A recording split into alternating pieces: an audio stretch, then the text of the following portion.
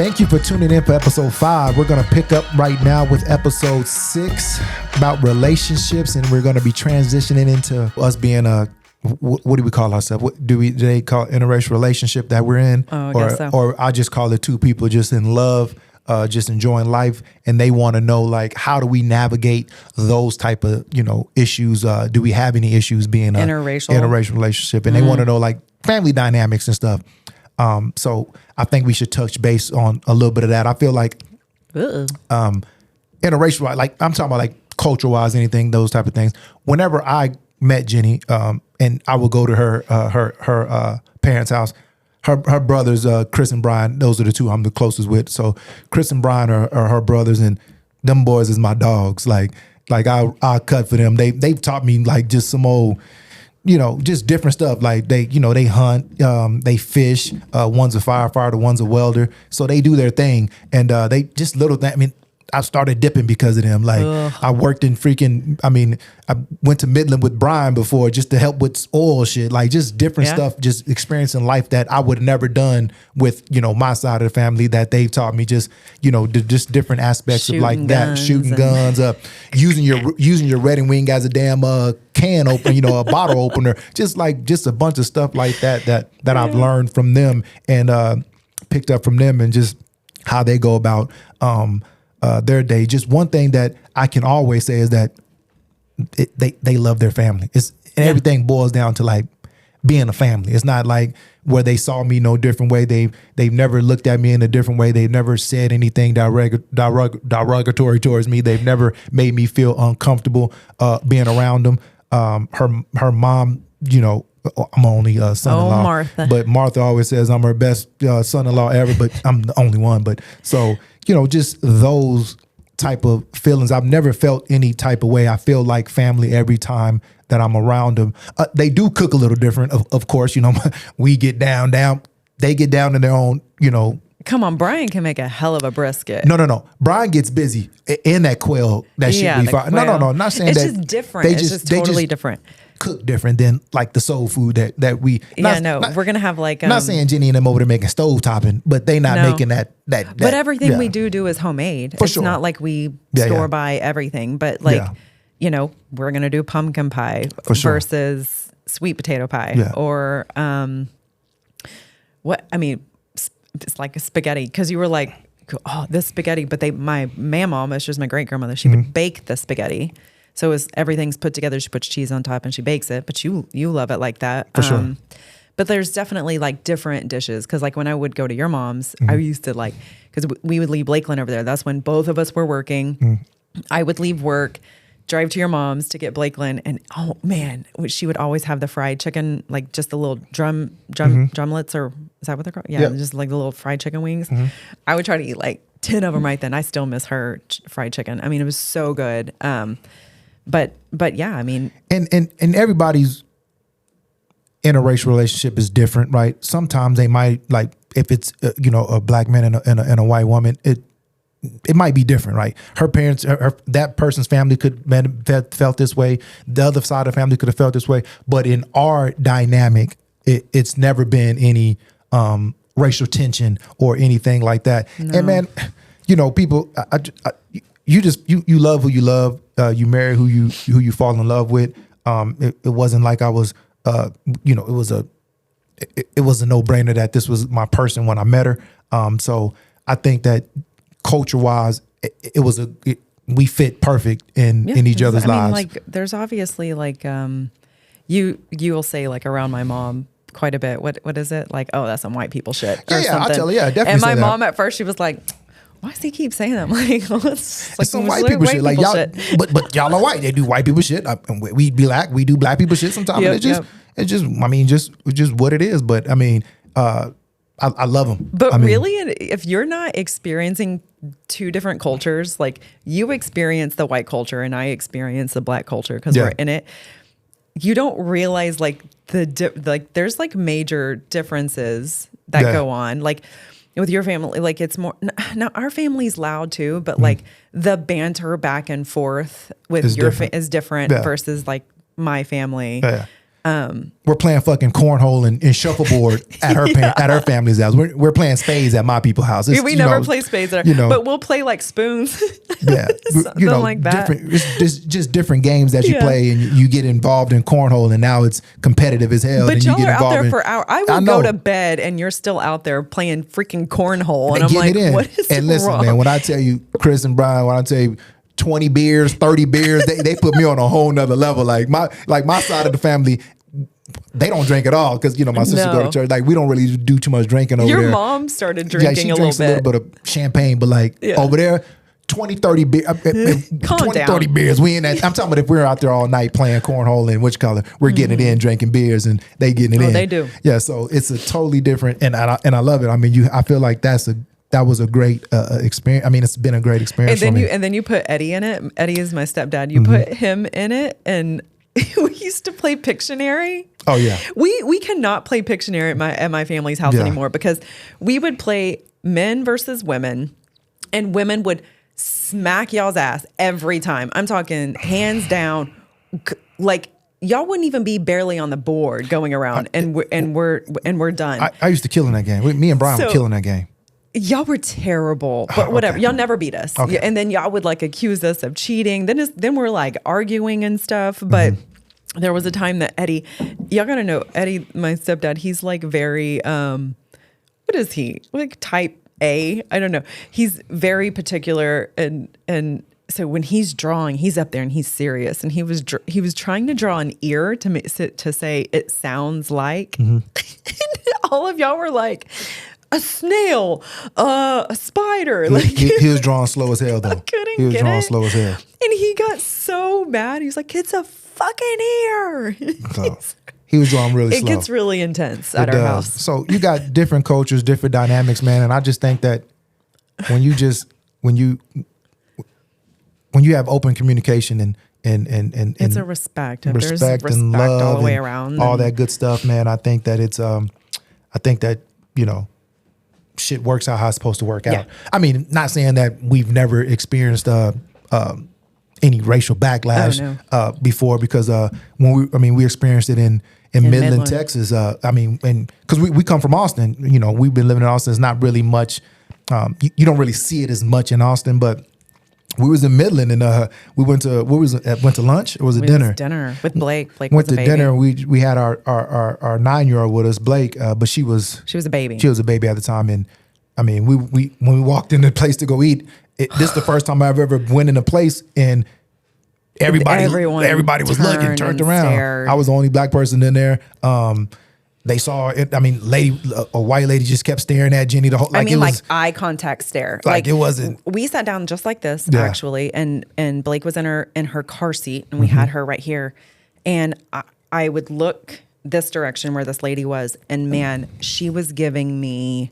I mean, she wouldn't. Even when I would look at her, you would think people would look away. She just continued staring at me. I have never felt so uncomfortable. That was the only time in our relationship together that I was like, holy cow, I don't know if we're welcome here. Yeah.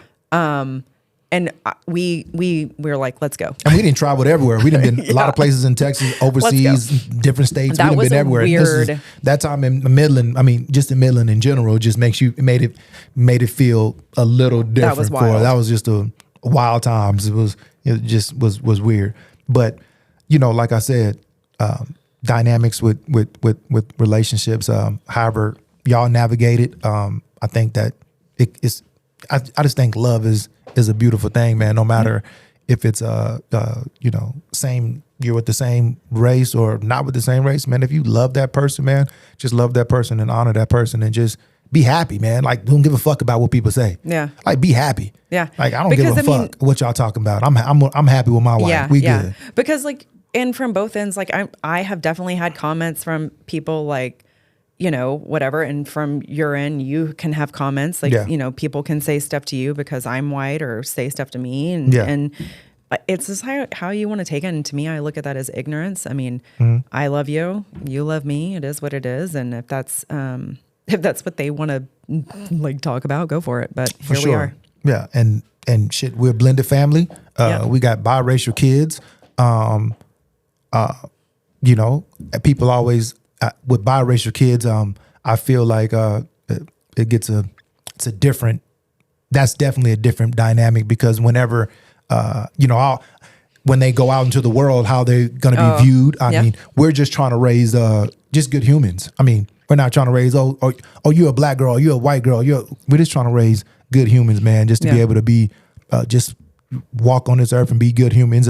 Do good by people. We just want people to be treated. Let them be treated equally, treated fair. As long as you respect my babies, as long as you respect the kids. And one thing we don't do is play about them kids when it comes to anything. But we know. Yeah. I mean, I put it this way. I know when my sons leave the house, regardless of how things are, I do know when they do leave the house, they are looked at as black boys. So I do know that even though they are biracial, I do think when they do leave the house, they are looked at as black boys. When my girls leave the house, even though they are biracial, they are looked at as black young girls. So not saying that that's a bad thing or a good thing or however people look at it, but that's how I think that society looks at them.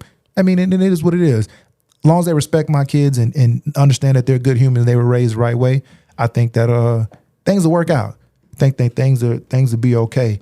But we're a blended family and we're gonna rock like that. Right. You know what I'm saying? Speaking of protecting your kids, just the other day when Blake would come home was like, oh, this little boy in my class, he called me a name. Yeah. Whatever. Psh. Yeah, we don't play about them kids. I immediately was like, let me talk to this teacher.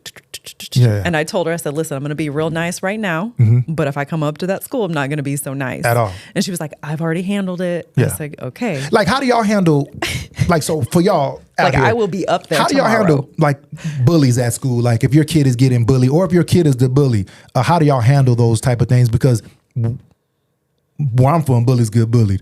But what I'm saying is, my kids don't play that anyway. Like, they've never... Especially that oldest one, Gerard don't never play that. Right, but he's going. I think boys are different, like than girls. Girls, for sure. Let's talk about it. Girls are mean, and girls are really mean to other girls. Why don't you tell about that one story that Candace was so mean to you, and she wanted to hide you as a friend and shit. Like she wasn't sure if I was years old. Fourth grade. Yeah. That's what I'm saying. Girls are mean. And boys don't go through what girls go through. And I don't know why. I don't know what it is. But that's why when you realize, like, a lot of women out here, you don't have, like, huge groups of women. Like, we don't have 15 best friends. Like, you've got a lot of guy friends. Yeah, but I ain't got a lot of best friends. No, but you got a lot of close friends. I mean, and not that you can't have a lot of close friends as a woman either. I'm not saying that. But girls are mean and catty and jealous, and... So you have some friends that don't want you to be friends with other people. So that happened with Corey. She had a really good friend in 2nd and 3rd grade. But as soon as Corey would have another little friend, that friend would tell her she can't have other friends. And Corey wouldn't know how to, like, navigate it. And then she would be mean to her if she hung out with another little girl. Blakelyn hasn't really encountered that yet because Blake has this personality where she's really good friends with girls and boys. And she kind of, like, everyone likes her. She doesn't, like... She's friends with everybody, but this little boy is calling her names, which is interesting. To me, I just think he's flirting with her probably because that's like a boy thing. But when Candace, so you're talking about me though, when I was in 4th grade, I had just moved to Salina, and Salina's a little town where everybody has been there their whole lives. So I was the one new person in my grade. Everyone had been there from kindergarten up. I mean, literally like everyone. And so they weren't sure if they liked me or not. And me and Candace, we talked about this. We met. We lived directly across the street from each other.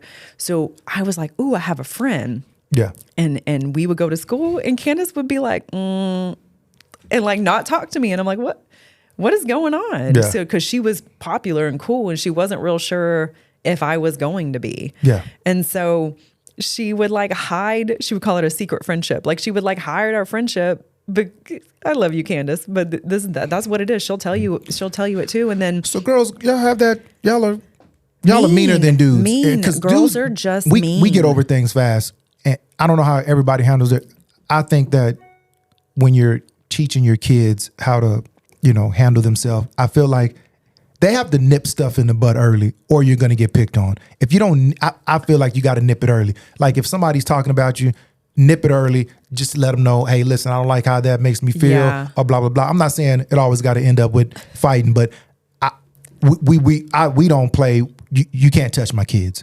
not saying me personally, I've already taught them they can't get touched. So if somebody touches my kids, they know they need to defend themselves, and they need to also. My dad even went further. Is if somebody's walking aggressively towards you, you need to like that's my dad. He was like, if they walking aggressively towards you, nowadays you need to defend you yourself. can't because like we've had this situation going on, where someone did try to defend themselves, and now the parents are pressing charges because you defended yourself. So like, it's not like it used to be where boys and y'all would do this. Y'all would just get in these little fights. And y'all would get over. You walk aggressively towards me. We fighting. I mean, because I don't know. I don't know what's going on. Now you're going to end up with an assault charge. You're going to, and then you got that on your right. It's just not. It's not like it. It's not like where you could just kind of fight and get over it anymore. Sure. And that's what growing up with boys, like we could fight and still be boys the next day and have fun. Girls is more emotional stuff. They just So I don't know with your kids, handle it how you want to, but I'm not teaching my kids to I'm teaching them to protect. They have to protect themselves. Also, you need to defend yourself and always stick up for yourself. Yeah. Like you got to stick up for yourself. I just talked to Blake about this. They do gymnastics constantly, but there's that little karate. What is it? It's like taekwondo. I don't know. I really want to put them in that just so that your girls can protect themselves if needed. Mm-hmm. I think it would be really cool for us to put them in that, get them a little black belt or something. That way, next time little Timmy comes up. Who the fuck is little Timmy? Listen, chop to the neck. That's what's. But they already know. But just teach your kids to treat people how they want to be treated. I feel like, what I'm saying? If make them treat kids how they want to be treated. Quick story. I went to Del Valley High School, and there was a kid that went there, and he used to get picked on a lot because, like I said, I'd be defending people and stuff. But he got picked on. He used to get picked on because his clothes wasn't always the cleanest and all that type of stuff, man. And I would sit back and enjoy the banter back and forth how they were picking on him. And when I was 16 years old, I stole my mama's car, and I stole the car, and I got in a car wreck, head-on collision. Car flipped like 6 times. And it was on the top of his head. Broke my collarbone, knee got dislocated, leg was broke out of the bone, real bad. I was laying there in the seatbelt, and the kid lived across the street from the highway that the wreck was on. His name was Sam, the same kid that everybody used to pick on. This kid came over, man, held my hand that whole time that I was in that wreck until my daddy got there and the ambulance got there. He held my hand, and I got back. So long story short, I got back to got an ambulance, blah, blah. I was healing up. I got back to school. I was on crutches. From that day on, when I got back to school, I vowed that nobody would ever talk shit to Sam, ever. I don't even know what Sam is. I don't even know where, he was a little short. He was a little short, scrawny kid, man. Had his little hair and a little spike thing in the front, but you couldn't talk about him. I used to give him clothes. I used to give him shoes. Sam became like y'all fuck with Sam, it's a problem, like type of deal. Right. Because that's just showed his character at that point to come over there, hold my hand, like talk to me, because he knew he saw my face, he knew it was me. Like for him to do that showed a lot, and from that I don't even know where he's at now. Story. It's just wherever you at, Sam, man. Shit. You always know I had nobody your back. Even now, like type of damn pull up type of deal. Right. So yeah, man. I just think that parenting is hard, man. It is, but bullying is hard. And when I think about stuff that, like, I remember we were just sitting here talking about how mean girls are, but there was a guy I went to high school, junior high with, high school with, he graduated with us, but the boys were so mean to him. Yeah. They would call him names. There was a day that he walked into the classroom, and they were on either side of the door with tape. And as soon as they walked in, they ran around him with tape, and his arms were stuck all different directions. And I'm like, I remember, like, obviously I'm there and everyone was like giggling, but my heart was like, oh my, I mean, I knew he was embarrassed. Yeah. I mean, like, they would do awful things to him. We didn't have, like, at Del Valley, we didn't really just have like some bullies running around Del Valley. We had a bunch of dudes, right, that can fight and do whatever, but it wasn't like where I can say, damn, that dude was a bully in high school. You know what I'm saying? We didn't really have a bunch of bullies, but we did have a couple of dudes that you don't F with. Meaning like, not saying that they were bullies, because I'm not going to say they're not bullies, but like you had like the Owls family, which is like one of my best friends is Jason. His family is called the Owls family. Yeah. You didn't fuck with the Owls family. Because there's like six, seven massive boys. They all big. They all bright skinned. Like, you know what I'm saying? These yellow boys got a lot to prove. They got a crazy one named Randy. Like, it's like that crew right there, the Owls brothers you don't mess with. And then there wasn't a lot of like big families. Then you had like a smaller family of 3 that you didn't fuck with. And they were called the Gildens.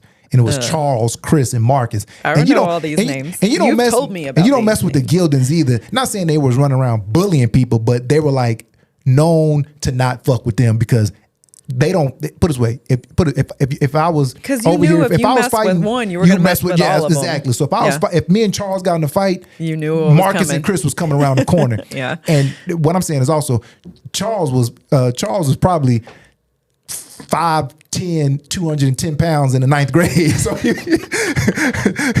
shout out to Gilden out there, man. But he was big. He was a big boy anyway. Yeah. Like, you know what I'm saying? He was already big. And then Marcus is big and Chris is big. So them boys was already big boys. They weren't bullies, but like you knew not to like mess with them. Yeah. And you always have like, we didn't just have like bullies at Del Valley where I can be like, oh man, that dude was a bully. He used to always pick on people. But that's also because you didn't ever get bullied. Yeah. Like there's probably people that went to Del Valley that are like, no, there was definitely bullies. Well, there. I didn't experience it, and I really did because I stick up for people, so I didn't really see a bunch of just like But also it wasn't banter, was back it and even forth called bantering bullying back then? I mean, like back then, I don't even know. I mean, was it? It was like when you joan on people, you're not really bullying because everybody jones on each other. So I don't know, like it wasn't no like we're not taping nobody. We're not doing that type of shit. Oh, they even put itching powder down his pants. Yeah. Where do you get itching powder? Yeah, I don't even know where they got it. We're not doing none of that They shit. did that, and it was always him that got it. They would call it was bad what they did to him. And I think back and I'm like, God,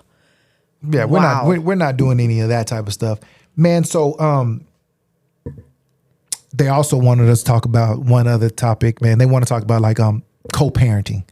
How that works. This is going to be our last topic of the day. Hoorah! Hoorah! It's just about co-parenting and how to navigate through that. I think that co-parenting is hard. Yeah. I think co-parenting is extremely hard when one of the parties is still hurt.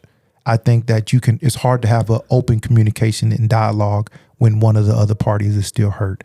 And when you have kids involved, like they want to know like how involved do you have the kids? What I mean, do you go through the kids or you just deal with it between each other? But they want to know that. And me and we can definitely speak on it because of our dynamic and being a co-parent with I got 2 different experiences with co-parenting, right? Because the one with Yoli is that we're co-parenting is easy. It's not even no. Well, I think issue with co-parenting. It depends again on everyone's situation and their respect level, and if everyone is emotionally mature enough to say we are no longer together. Yeah. I'm going to leave the emotions out of it and make sure we're focusing on the kids. And I think that's where things get a little bit sticky.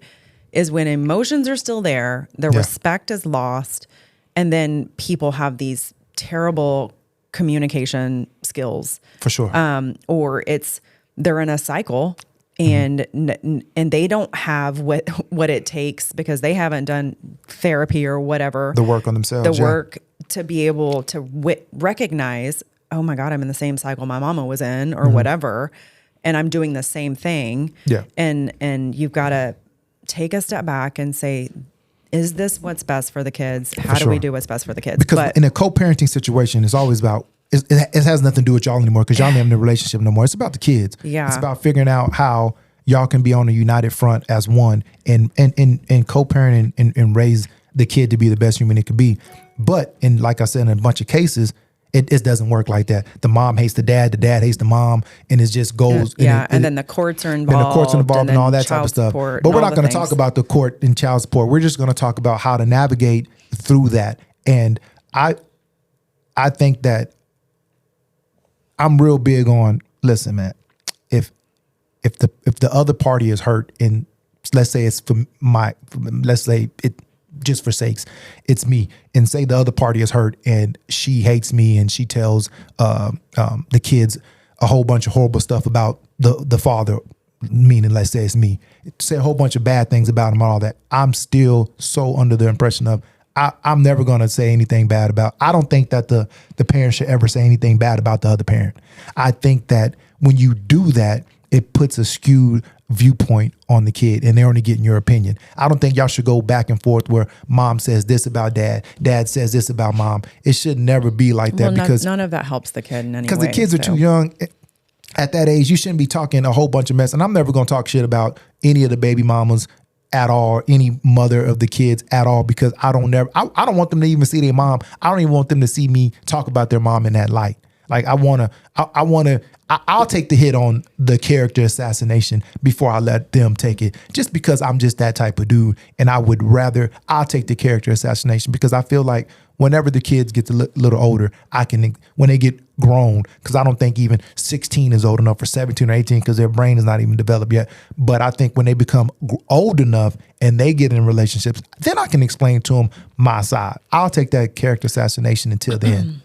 Well, I think like I'll just like take it off of like us, but like what I grew up in with my dad and my mom, it was a not a good situation. And so when things split, what I respect most about my mom, which I've said this a million times, is she had every opportunity to tell me your dad did X, Y, Z, and we witnessed X, Y, and Z, but not one time did she ever say your dad did X, Y, Z.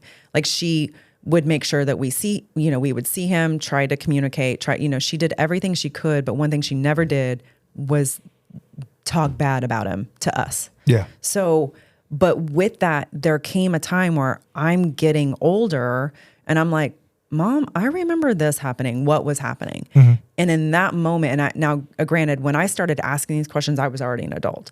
Yeah. She then told me the truth on what that situation was. Okay. So for me, that's why I'm like, I feel like I ended like a cycle, if you will, because I knew my mom always taught me what was right, what was wrong, and then never let a man do X, Y, Z. So I kind of like stuck to that, but I'm getting a little sidetracked. But like, she never talked bad about him. But on the flip, I would hear bad stuff about my mom. Yeah. Right. Mm-hmm. And so I knew that made me uncomfortable. Yeah. I didn't like the way that felt when that was happening, because at the end of the day, kids love their mama and they love their dad. Period. And they don't want to hear negative stuff about them. Yeah.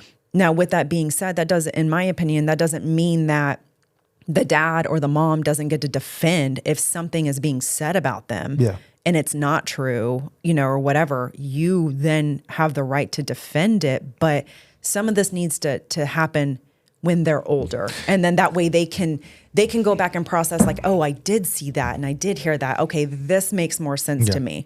And versus just trying to tell a little kid something. It's when y'all do things where people say, well, I don't need to go through, I don't want to have to go through the parent. I can just talk straight to my kid because they're older enough, they're 14, they got their own cell phone. Y'all don't understand that kids are smart. And not saying all kids do it, but they will play both sides. Like will play both sides. They will be like, oh, well, because it's, even when in my situation, at my house my house is ran different than their mama house.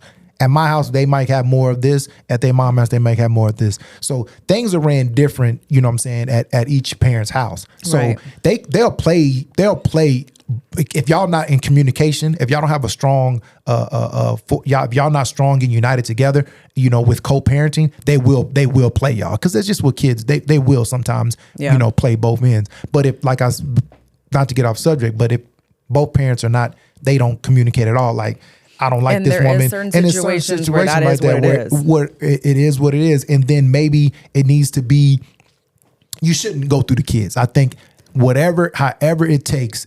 You have to try to have some type of communication with the other parent, because you really don't want to have your kids in the middle of some bickering, nagging, y'all acting like unmature ass kids because y'all decided to have a baby, but y'all can't even get along. Right. And even how much And I think that it takes work on yourself. Like you have Absolutely. to have, you need to do the work. The mom needs to do the work. The dad needs to do the work so y'all can have a communication. I think if we're giving advice, take your feelings out of it. Golly, it's about the kids, my G. Like you it's been just got to get your feelings out of it. And if you can do that, then you're in a space to do what's best for your kid. Because at the end of the day, the mom and the dad are what's best for the kid, majority of the time. Now, granted, we're not taking crazy situations into it, but like the mom is important and the dad is just as important. Yeah. It is very important for both parents to be involved. Yeah. And so one parent should never be trying to take the other one out of it. For sure. But a question that we had is, at what point do we no longer have to co-parent? Yeah. Because in this question, it was saying that the dad is disrespectful to me. My son is 16 years old. He's starting to catch on to the disrespect where she would normally try to defend the behavior. She no longer wants to defend it. Yeah. And so now she's like, what do I do? Because now my son is realizing how disrespectful his dad is to me. So now I just want to stop and not co-parent at all. Yeah. Am I a bad mom for that? And I'm like, to me, you're never going to be a bad mom. But always for you still need to I'm saying for choosing to no longer take that disrespect. Yeah. But what you have to do is tell him, if you're going to speak to me this way, we can't communicate in this light or whatever. But there's still major things that are going to happen. Like if it has to do with like their scheduling or, pickups, drop-offs, medical stuff, anything like that still needs to be discussed with the other parent. Yeah.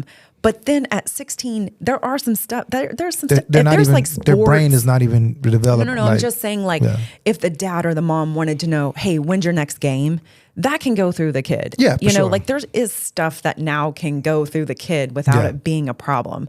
But major stuff like college, how are we going to pay for it? Vehicles, what are we going to do? Like all of that, you're still going to have to like communicate and talk to the best of your ability. For sure. And women, men too, if you got custody, y'all got to get your feelings out of it. Let these men, or if it's the other way, let these men see their kids. Don't have your feelings so wrapped up into it where you don't let these men see their kids because y'all are still hurting behind something. It can be both ways. I'm not saying it's always women. It could be men that have custody and they're not letting the women see. Whatever. Right. Just take your feelings out of it. Let the men see the kids because it's always great to have a mom and a dad. Yeah. Even if it's a co-parenting situation. I think that the mom plays a valuable role. The dad plays a valuable role. Yeah. Like it's Absolutely. just way better to be like that and communicate, man. So in closing, Ms. Jones, do you have a story that you want to tell? The story of the day? We do a little segment where we have the story of the day. I had a few. Okay. That Which one you want to address? I think I'm going to tell y'all. This is, God, man, just like a typical mom morning of chaos. Mm-hmm. The other day we were driving I had to take my girls to some gymnastic stuff. And we're driving there. It's a normal thing. Driving, normal day. We get out and the little one I have with me. And I'm like, listen, I'm just going to get them into the gymnastics things. She has her iPad. It's a closed thing. So nobody's there but us, put it that way. So she's in the car watching her iPad. I get the girls into the building. I had handed her a yogurt pack. Mm-hmm. And I'm like, cool, eat this yogurt pack. I'm going to be right back.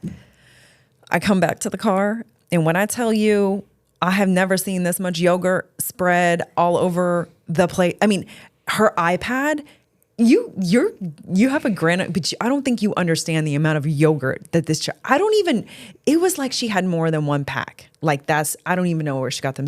And it was smeared, covering her iPad, her seat, her face, her clothes. I mean, and I don't know, and moms know, yogurt, once it gets on something, it is not coming out. Mm-hmm. So it is still in my floorboard. Did you yell at my baby? No, at that point I was just like, of course. Okay.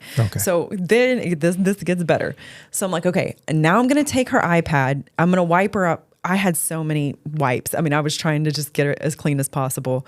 I take her iPad into the gymnastics place because they have a bathroom. And I'm like, I'm just going to rinse this off, guys. Don't mind me. I'm going to go to the bathroom. I'm rinsing it off. I get it all better. I'm going back out to the car. And the girls were doing something I wanted to see. And so I do a look back like this. And when I tell you my my ankle rolled, and you know the old people that fall and they fall for a long time because they just Slow motion. They just keep going. So I was doing that. I was trying to get my feet up under me, but at some point I was like, fuck it, just let it go. So I like rolled on the ground. In gymnastics, so you tumbled. In gymnastics, I tumbled. And all I hear is Corey go, "Oh my God, Mom." And I was like, oh. And then the gymnastics coach was like, "Are you okay? Are you?" And I'm like, "Y'all just go back. I'm fine." I'm dying laughing. I'm laughing so hard like I am right now. I'm crying. But she doesn't know if I'm crying because I'm hurt or if I'm like, I'm literally just laughing. Like, leave me alone. I'm laughing really hard right now. So it gets better. So go to the car. Right. Like, oh my God. I sit in the car for a second, just like digesting what happened. Coach wanted a hot cocoa. So I'm like, cool. I'm going to go to Starbucks. I'm going to get her a hot cocoa. Go to Starbucks. Get her the hot cocoa. I'm getting out of my car now because I'm back. Got the hot cocoa in my hand. I go to get out of the car. Drop the entire cup of hot cocoa down my leg, onto the floor, everywhere. Hot cocoa is everywhere. My shoe is soaked. My sock is brown. I'm like, you've got to be kidding me. So I'm like, okay. So I go back in and I'm like, I'm sorry, I don't have hot cocoa for you because it's outside now in the parking lot. So there's no more hot cocoa. And she's like, it's okay. It's okay. And I'm like, okay, thanks. So we're leaving. This just sums it up. Leaving, jump on the toll road just in time for a cop to pull me over. So then I'm pulled over. And they told you what? What the cop tell I'm you? not going into what he told me. You're a habitual what? He told you you're a habitual toll tag diver. Offender. Like, offender. Like you don't even, offender. like you haven't paid a toll tag since 2012 type shit. You putting me out there, Yeah, right? I'm just telling you what he told you. So he told me to stay off the toll road. They told this lady she is banned from the fucking toll road, y'all. Like, how do you ban somebody from the toll road? Listen, whatever. So that was my morning, and I was so done with the morning at that point. And then when he told me to get off the toll road, I was like, "Wait, how you want me to get home?" Yeah. Like, so I had to exit because as if I was getting off the toll road To get back on. and then I saw him do a turnaround, got right back on. Yeah. Like, So see you later. that is the story of the week by Mrs. Jones. We can probably post a picture. I took a picture of the hot cocoa. We can post it for you guys. This here is the coffee of the week. What is it called again, Ms. Jones? The Tanzania Peaberry. And where can you pick it up at, Ms. Jones? At Coffee Traders in downtown Austin. It was delicious. It was delicious. Really It really was. We just want to thank everybody, all our viewers, all our listeners, all our supporters, man. That's on Spotify. That's on Apple Music. Or I always say Apple Music, but Apple Pod, YouTube. Everybody that's enjoying the shorts that everybody that we're putting on our TikTok. We have logos. We got a merch that's going to be up on the website here next week sometime. We got hoodies. We got crew necks. We got cups. Fuck them kids. We just got a lot of new stuff that's coming, man, heading your way, man. So we just want to thank y'all for being a part of this journey with us, man. Send us questions. Send us anything that y'all want us to talk about, any topics. We'll touch on it. We're real good about getting at these comments and just really listening to what our audience wants us to talk about, man. So Absolutely. We just want to thank y'all for tuning in. This is Coffee with Jenni and Dre. We'll see y'all next time. Thank you.